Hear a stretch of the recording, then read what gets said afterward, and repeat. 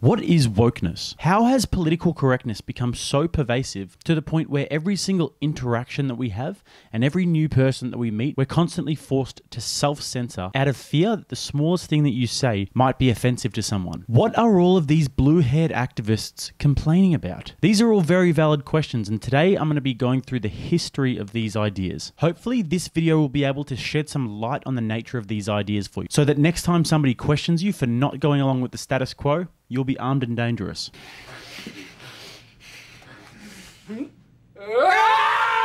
Now, one could point into a number of directions as to where the root of these ideas stem from. But for the sake of the video, we're going to start with the granddaddy of all bad ideas, Marxism. Unsurprisingly, Marxism is a strain of political philosophy that comes from the works of a man named Karl Marx. Marx is most famous for works such as Das Kapital and the Communist Manifesto. In his writings, he separates the world into two different economic classes, the proletariat and the bourgeoisie. The proletariat being those who earn a wage for a living, people who are dependent on manual, daily or casual labor, and the bourgeoisie being those who make their money from property or those who own the means of production. Marx believed that the proletariat were being exploited by the bourgeoisie or the capitalists, and the only way to correct this injustice would be a workers' revolution. He believed in the abolition of private property and inheritance, and the centralization of credit, communication, and transport. So Marxism basically believes that the state should own and control everything.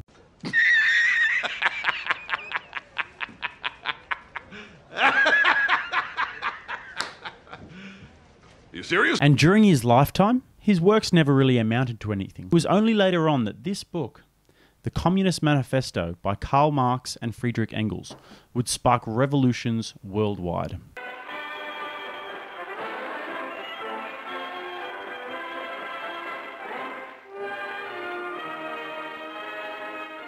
There is something special in every Soviet holiday, and this one was no exception.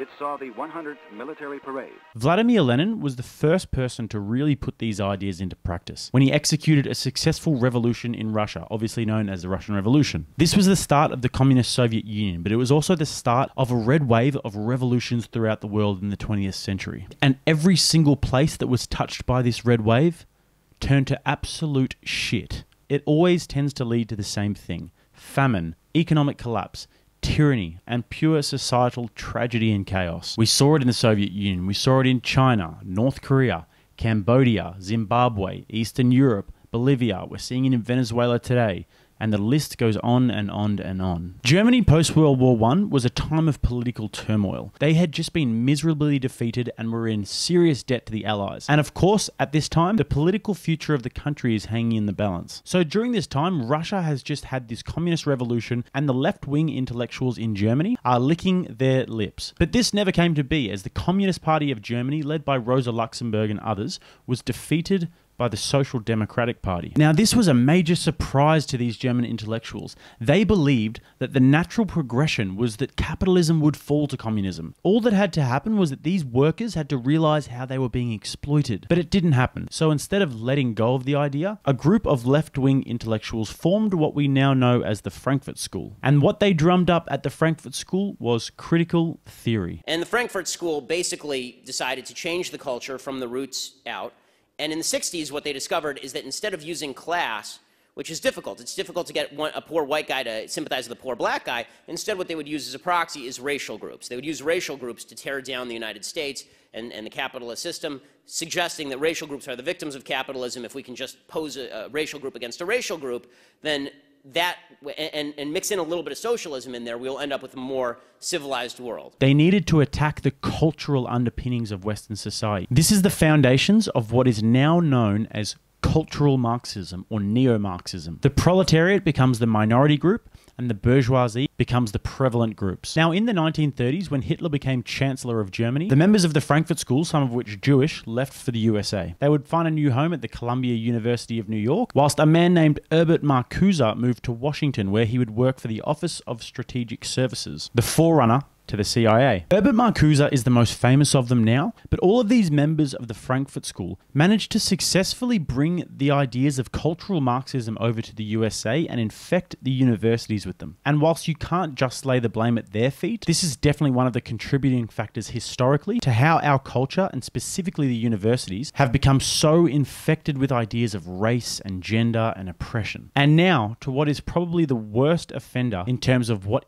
influences our culture today: postmodernism. Now, postmodernism has the similarity to critical theory in the sense that its founders were Marxists that were confronted with the undeniable failure of this ideology, and instead of conceding defeat, they just moved the goalpost. It is a complicated and expansive work, but one of the core tenets of postmodernism is the idea that there are no universal truths. Gad Saad, who's one of my favorite thinkers, says that they are like intellectual terrorists who fly planes of bullshit into our edifices of reason. And I agree with him there. They think that everything that you see and interpret is shackled by your own subjectivity. It completely discards Enlightenment values that the USA was founded on. Values such as dialogue, rationale, the scientific method, and truth. It's an all-out assault on critical and rational thinking. The thing about the postmodernist types is they're nested inside Marxism.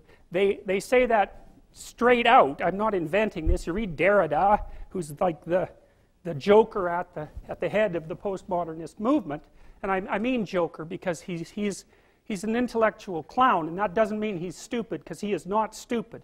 Not at all. These people are not stupid. They know exactly what they're doing. They know precisely what they're doing. They're a hell of a lot more educated about what they're doing than you are, unless you happen to be one of them.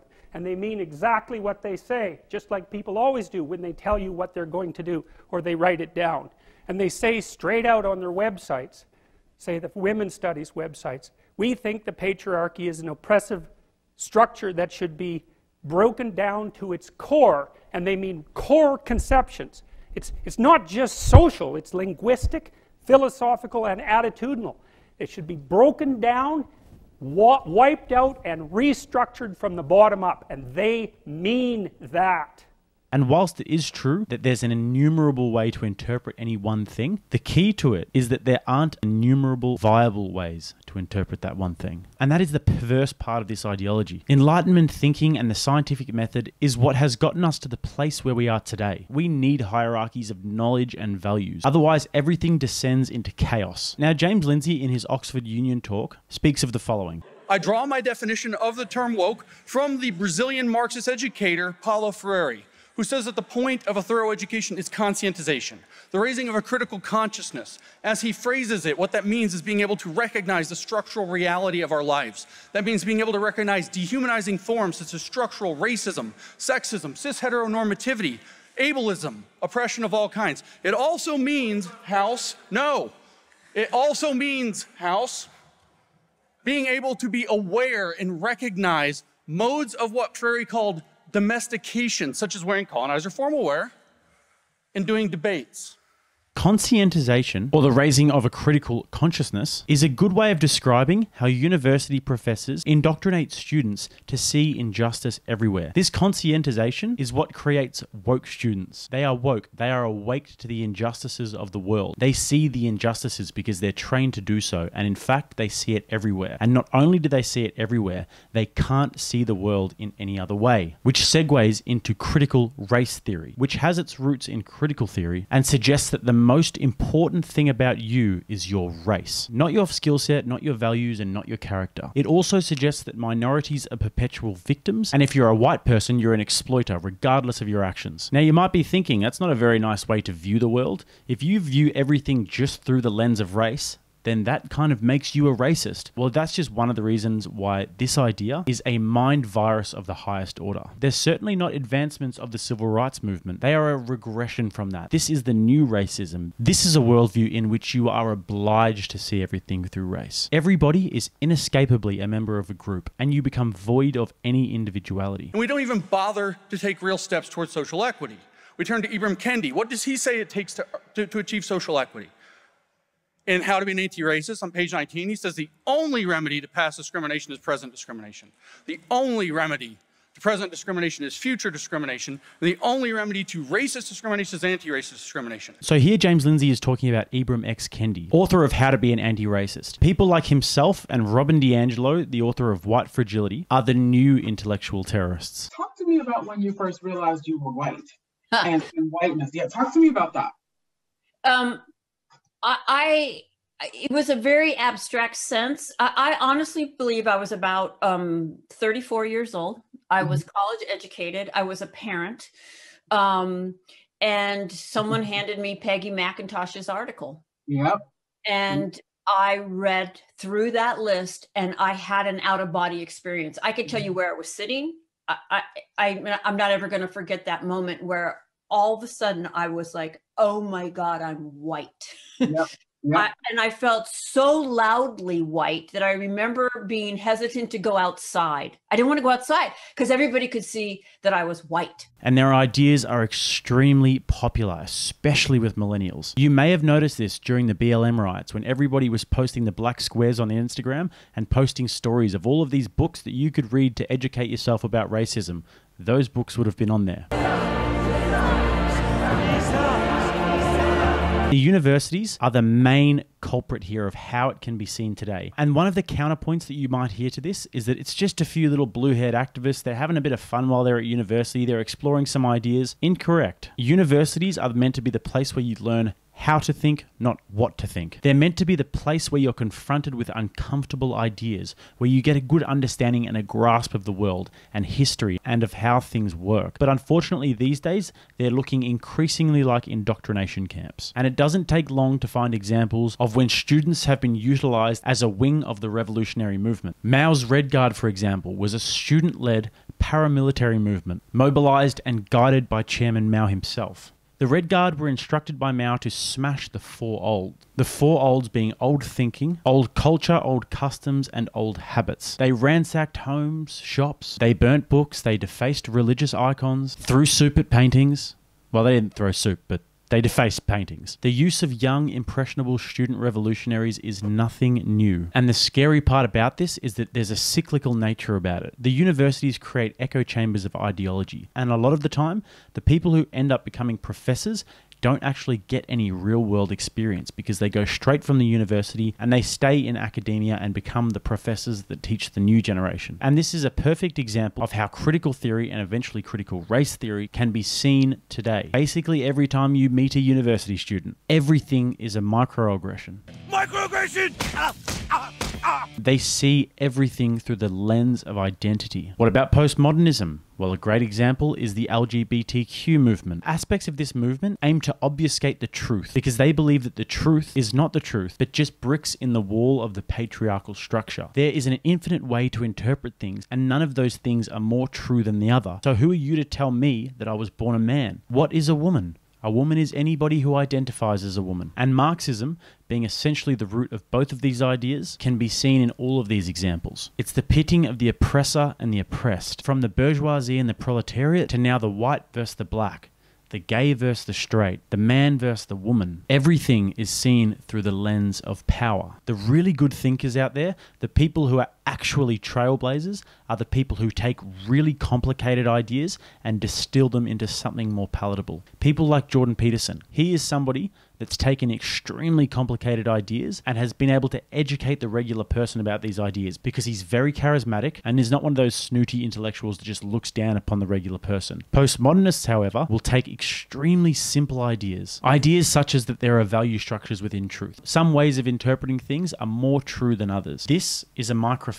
If I was to say this is a microphone, that is more true than saying this is a glass of water, but not to the postmodernists. So, where do we go from here? Well, I tend to err on the side of optimism, that people will actually start moving away from these ideas. I think that within the age of information, when universities and institutions don't have a monopoly on information anymore, and people can go and access their own information in the free and open marketplace of ideas, postmodernism, Marxism, critical theory lose. I don't think that in the modern day and age it's cool anymore.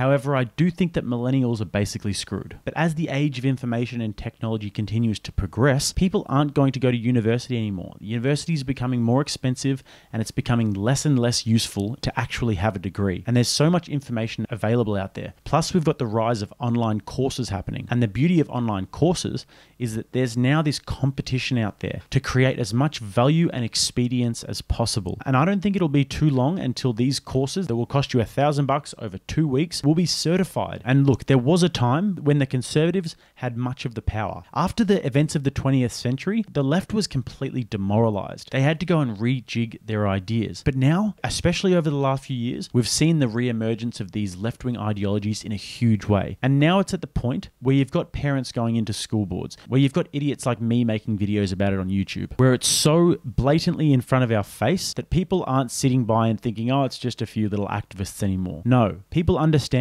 that there is a war of ideas going on out there. And I truly believe that the ideas that are based in reality will win. Look at all of the podcasts and the YouTube channels out there. What do you think the main currency is that they operate in? Truth, reliability, dependency. People don't listen to the mainstream media anymore. Why is that? Because they're liars. We know that they have agendas that don't benefit us. They don't care about giving us the correct information. But creators like myself, my currency and what I stand on is the fact that I try and report things as genuinely and truthful as possible. I try to provide as much value as I possibly can to my audience. And if I don't do that, there will be a trial by comment section and by dislikes. And even though big tech companies are trying to censor us and trying to maintain the monopoly on information, I don't think it's going to work. I believe that we're only going to move towards a stronger and a stronger free market of information, because it is simply what the people want. People want truth. People want transparency. And in the end, I think that truth wins out. Thank you so much for watching, guys. If you like that clip, then click here to watch another one and make sure you subscribe to Rattlesnake TV. Otherwise, I'll leave my link tree in the bio, so get at me on social media and make sure you hit that notification bell so that you never miss any content. Until next time, I'm Jake. This is Rattlesnake TV.